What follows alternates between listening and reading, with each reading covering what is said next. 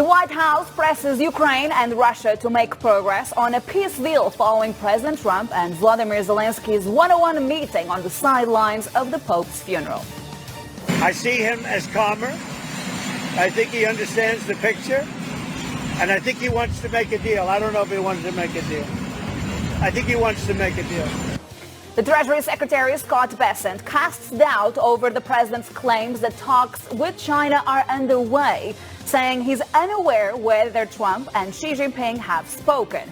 But back in Europe, the EU says Commission President Ursula von der Leyen and the President Donald Trump have agreed to meet at a later date. And as we near Donald Trump's first 100 days in office, tariff fears and souring investor sentiment have U.S. stocks underperforming their global peers by the widest margin in over 30 years.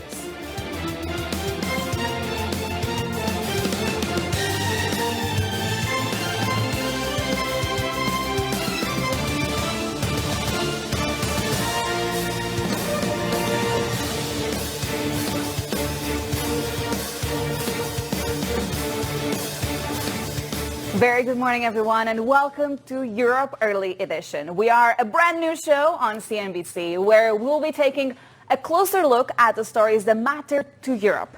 This is where you will hear from the most influential lawmakers, executives at the top of the continent's most important companies, and the figures driving the market action across the region. So let's get started. Here's our top story this morning. Top Trump administration officials have reiterated calls for Russia and Ukraine to reach a peace deal following a meeting between the U.S. president and the Ukrainian leader Vladimir Zelensky on the sidelines of the Pope's funeral. The U.S. Secretary of State Marco Rubio told NBC's Meet the Press that the U.S. will consider whether to continue acting as a mediator.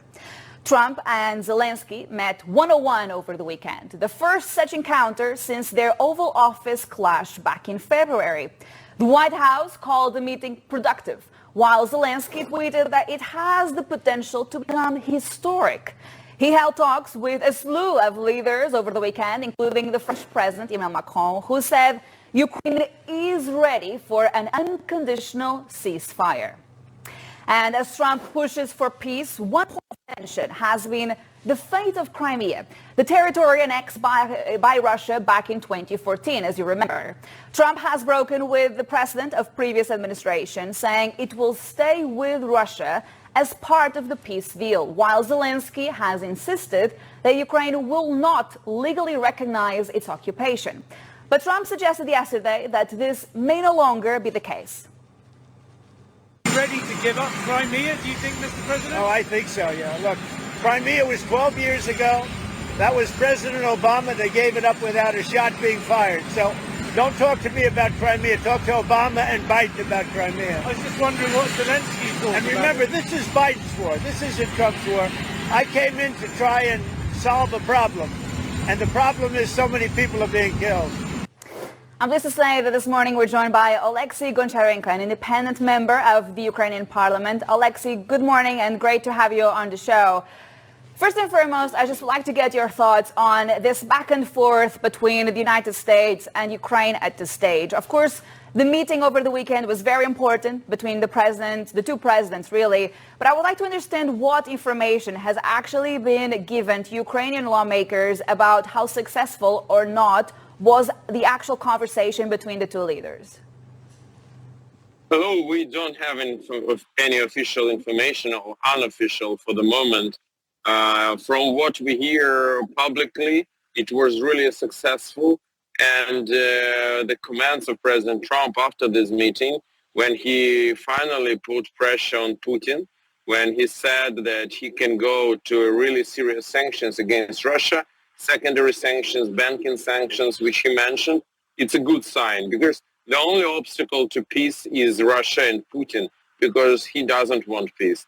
We Ukrainians, we want peace as soon as possible. So I hope that now President Trump will put pressure on Putin and also that he will stop these barbarian attacks against civilians and that we are close to a really end of hostilities. Oleksiy, I want to get your thoughts on comments from Marco Rubio over the weekend. So let me show you these comments where he's highlighting that the U.S. is reconsidering their position as a mediator. We've made real progress, but those last couple steps of this journey were always going to be the hardest ones, and it needs to happen soon. We cannot continue, as I said, to dedicate time and resources to this effort if it's not going to come to fruition. So the last week has really been about figuring out how close are these sides really, and are they close enough that this merits a continued investment of our time as a mediator in this regard. So with the United States reconsidering whether they should continue as a mediator in these peace talks, what is your message to the Trump administration? My message is very clear.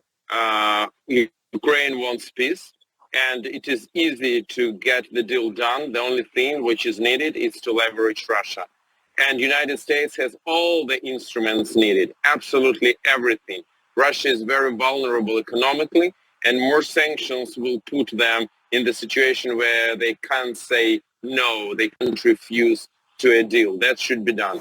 One more thing I would message is that the whole world is watching. Is the United States really a partner you can rely on? After all commitments which were given to Ukraine, starting from 1994 with Budapest Agreement, when Ukraine voluntarily gave up its third largest at that time nuclear arsenal on the guarantees from the United States and United Kingdom. So that's a moment to show to the world.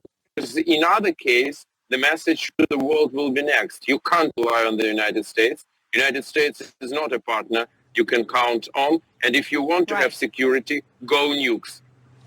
Oleksiy, I want to put it very clear to our audience. Between accepting that Ukraine might lose territory or continuing this war, what is best for Ukraine at this stage? Ukraine, we need to clarify what does it mean accept. Because Ukraine will never recognize any inch of our territory as Russian. But the hostilities can end with an actual control of Russians of part of our territories, which will be illegally occupied. Unfortunately, this will not be the first case in the world's history, probably not the last. So we will take back our territories one day. Russian Empire will one day fall apart like it happened before, and at this moment we will take them back. But for the moment, we can't kick off Russians from our territories. But once again, we will never recognize them as Russian, and that should be absolutely clear. You would rather continue fighting this war?